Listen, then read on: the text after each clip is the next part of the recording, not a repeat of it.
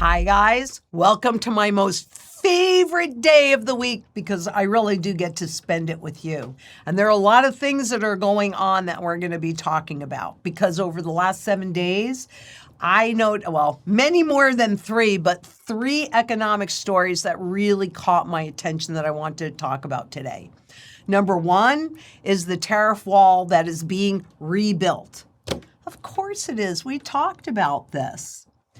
We also look at oil that went above $100 a barrel, and then it came down again. So the volatility in the oil.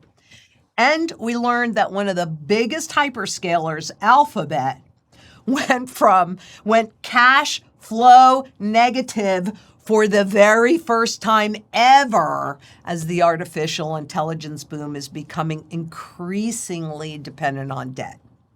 Now, at first glance, you're looking at it, and those appear to be 3 completely separate stories. Because after all, one's about trade, one's about energy and war, and one's about technology. But in my experience, I do not believe that they are separate at all. I believe that they are 3 different windows into the same monetary system transition. And it's what becomes visible when we pull the headlines together and ask different questions. And that's what we're going to be doing from here forward. I hope you like the changes that you're seeing because I feel like I'm on a huge growth spurt. And really, we need to take a look at what's really happening underneath those headlines.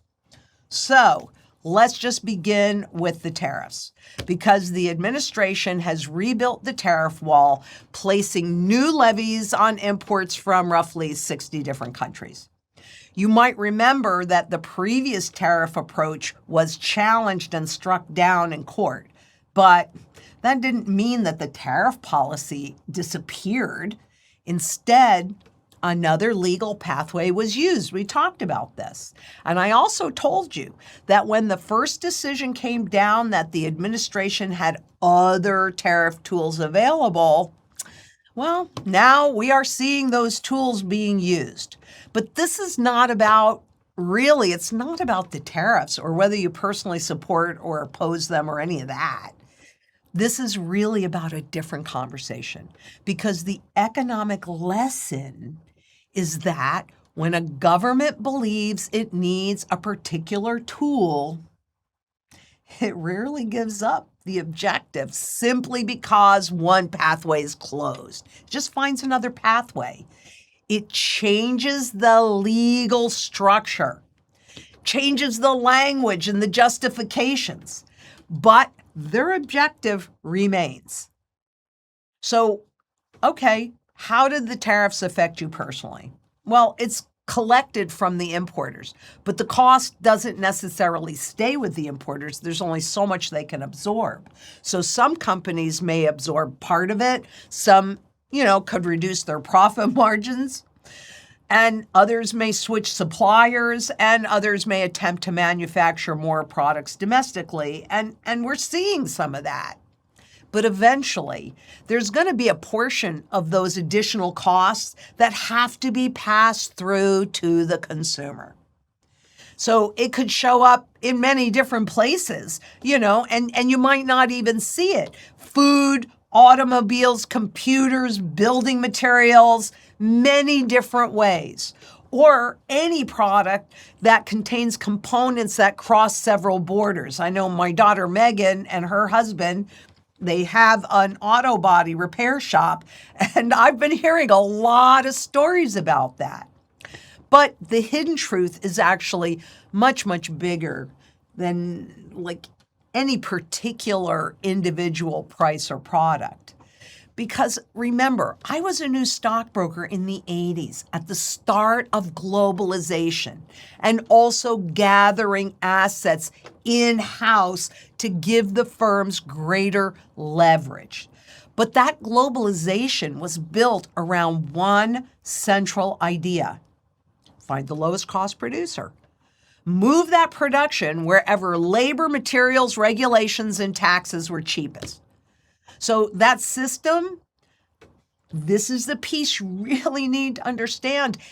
we saw that it broke in 2020. It became very apparent. And that system is now being rewritten around national security, political alliances, control of critical resources, and domestic production. Maybe eventually that'll create more resilience. I can tell you that my thought when I first saw the globalization was, I can see how this can go very, very wrong. And it certainly is bringing some manufacturing home. But these things are not free and they're not fast. They create friction, shortages, and lots of uncertainty. And they frequently create faster and higher inflation, really way before the new system is fully built. They'll use that as an excuse to insert the new system. So even though we see the headline and it talks about tariffs, underneath, the rules of global change are being rewritten, one plank at a time. You remember the ship of Theseus? And just as the cost of moving goods across borders is increasing, the cost of moving money is not. But frankly, the cost of moving almost everything elsewhere, well, that's being threatened by the next thing, which is oil that went above $100 a barrel. So when we look at this headline, there you go. Brent crude moved above $100 a barrel as a tax on oil tankers threatened another major route for moving Middle Eastern oil. Back and forth, up and down, war on, war off. Peace talks, no peace talks. What happened with oil above $100 a barrel? Wall Street moved lower. Tesla, Alphabet, the tech stocks, these were all hit. Bond yields moved up, and the Federal Reserve, well, that outlook became even more uncertain. Will they raise rates? Will they lower rates? So why? Because oil is not simply just another commodity, just like gold and silver. They're not just another commodity. Oil it's embedded in pretty much everything we do, the cost structures of the entire economy. You can notice at first maybe when you pull into a gas station, but that's only like one little visible impact.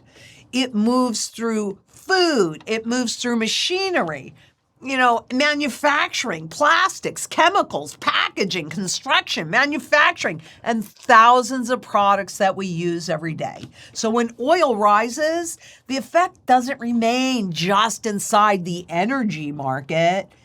It travels throughout the entire economy. And that doesn't necessarily happen all at once, so it's not as obvious. Remember, we got to have some distance here.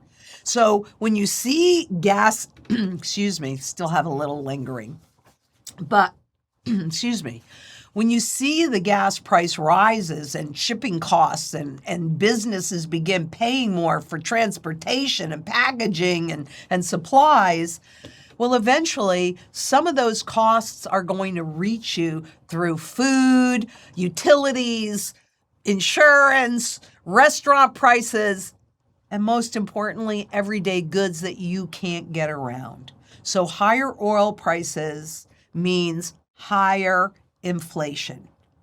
But the Fed, they just have that one primary tool because they can change the price and availability of credit.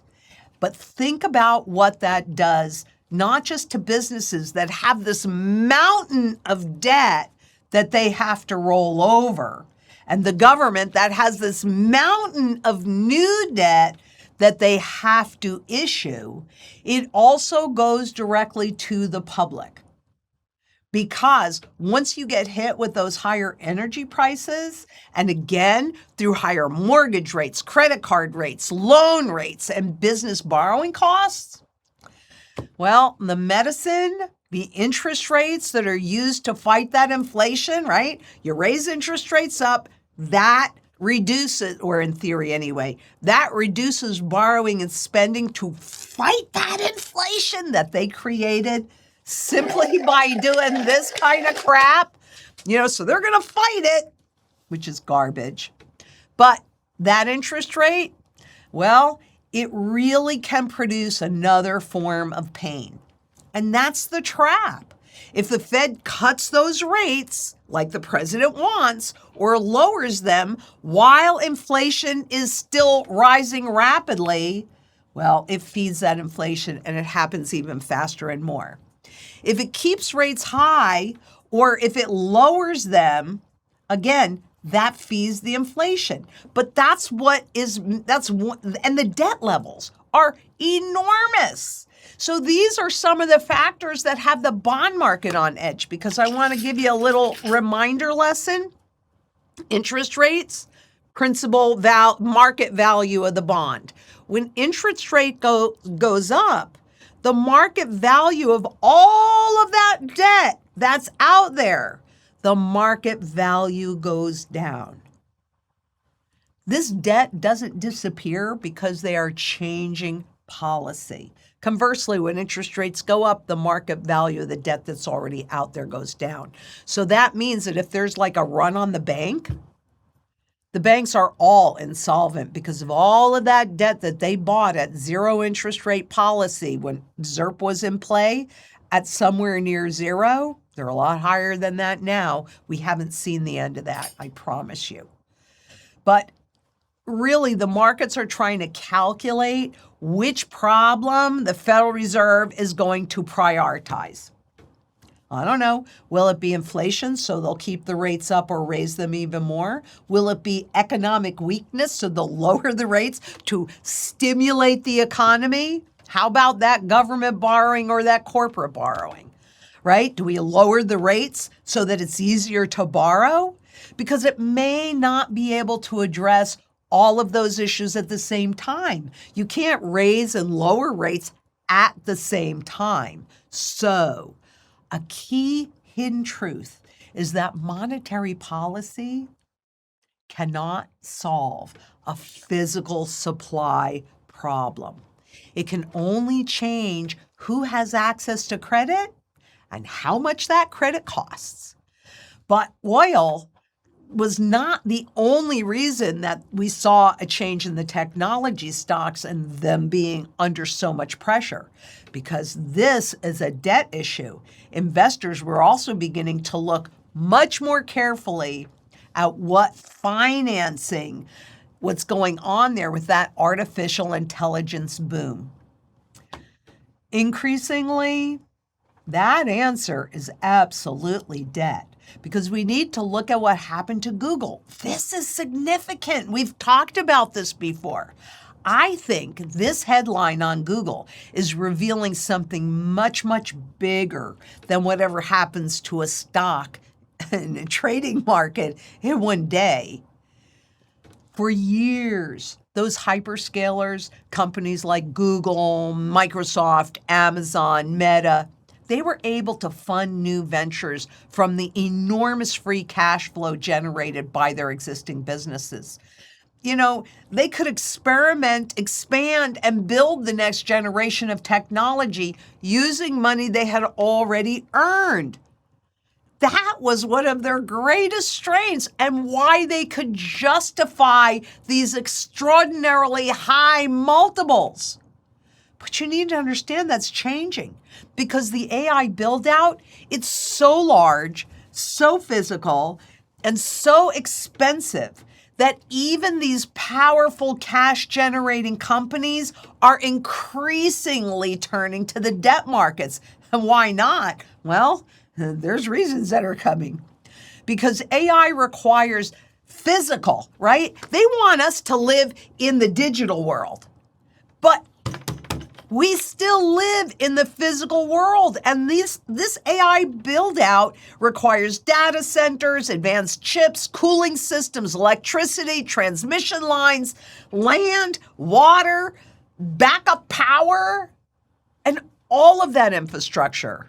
Well, they got to build it today before anyone really knows exactly how much income it will produce tomorrow.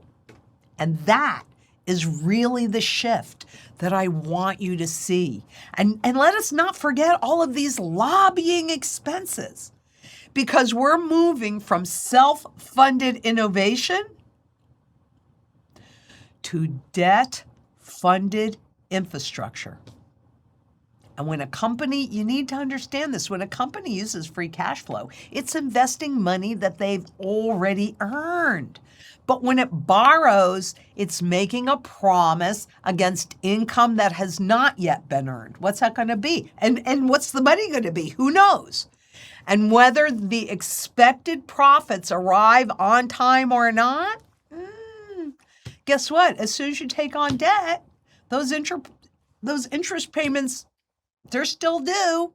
Or when that debt comes due, this is what we're facing right now, you guys, all that debt must roll over into a higher interest rate environment. Now, who actually carries the risk if AI revenue does not grow as quickly as those infrastructure costs? That is another hidden layer beneath what we're looking at right here. Because a lot of that finance, and we've talked about it, is circular. And what that means is the hyperscalers invest in AI companies, then those AI companies use a chunk of that money to purchase cloud computing and chips and other services from the hyperscalers. That spending then becomes revenue for the same companies that help finance it. That's kind of interesting. And at the same time, the hyperscalers borrow to build more data centers. The chip makers borrow to meet that demand. And the data center companies borrow against contracts with the hyperscalers. So that fiat currency that's moving through that same narrow ecosystem, this is how Wall Street helps the banks create more money. But understand that it's going through a very narrow ecosystem. So the investment becomes revenue. That revenue supports more borrowing. More borrowing funds construction.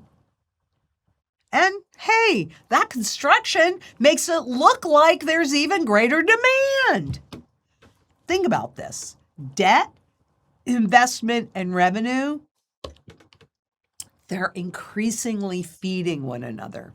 But frankly, that makes it harder to determine how much demand is really coming from actual profitable use of AI and how much is being generated by the financing structure surrounding it. And as long as that credit continues to flow, the cycle can look really, really powerful. Look at how great the economy is doing. Isn't that what we keep hearing? But really, what do you think happens when credit becomes more expensive? Well, these hyperscalers and any of them are going to have to pay more for investors being willing to lend. That's what's happening right now. And what happens if that revenue takes longer to arrive than expected? Well, that same circular structure that accelerated the boom, that can transmit pressure throughout the entire system. And this is how it could maybe affect you personally, because these companies, those institutional investors that are investing on your behalf, they're so good to you. These companies are among the largest holdings, we've talked about this, in retirement plans and pensions and index funds and mutual funds and ETF and insurance products and all of this fiat money garbage. And now, as they issue more debt and more bonds, the exposure is spreading from shareholders to bondholders. And inside of any of those retirement plans or any of that fiat money wealth that you're holding, they're spreading more to you. So when the hidden truth comes out, it's not simply that AI is built with debt. It's that one of the strongest cash generating sectors, maybe even in history, is becoming increasingly dependent on that debt, just like the governments are and the other corporations and the banks are. And while parts of the financing, spending, and reported revenue are beginning to circle back through, that same small group of companies. And remember, what goes up must absolutely come down. And that's why the next quote, I gotta tell you, it stopped me dead in my tracks, because I was just talking about this at the Rick Rule Symposium and again at the Red Pill Expo. Look at this. Public fixed income is currently structured, struggles to simultaneously deliver income diversification, stability, and capital preservation. What has worked for most of the past 40 years may no longer do so. How many times have I talked to you guys about gold as the anchor of money? Because gold for thousands of years created restrictions on how much this garbage could be created, and therefore how much they could destroy the purchasing power. But after 1971, there was a flip-flop. When gold was taken away from the world, what now backed our money? Or what they wanted us to think of money, because it's not money, it's currency. Debt. So debt became the anchor for the new fiat money system. But with gold, it's finite. Same thing with silver. It's finite. There's only so much of it. So that's what forced fiscal responsibility. But this stuff, it's unlimited. There is no level that they cannot create to. But what does that do to all of the money out there? That's why we officially have less than 3 cents out of the original dollar. This, my friends, is a huge problem.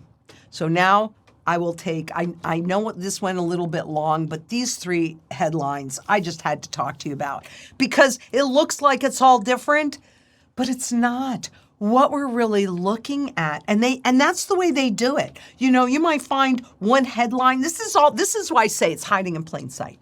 Because you might find one headline on page 1, another headline on page 16, another headline in a completely different section of the paper.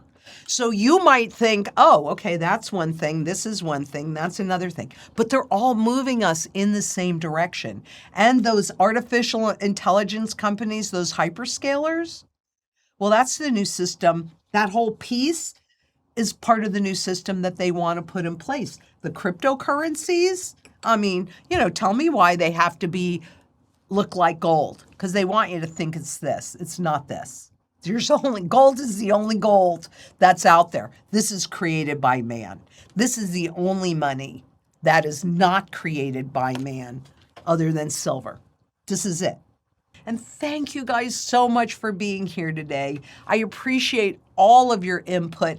Help us bring more value to the table, because that's what every single one of us here is trying to do. Bring value with every phone call, every conversation, every video, everything. We work for you, and we, not just our team here, but globally, let's come together in global community and bring sound money back to the public. We need to do this for our children. And until next we meet, I am absolutely 100% convinced that together we can do anything. And until next we meet, no matter where you are in the world, be safe out there. Bye-bye.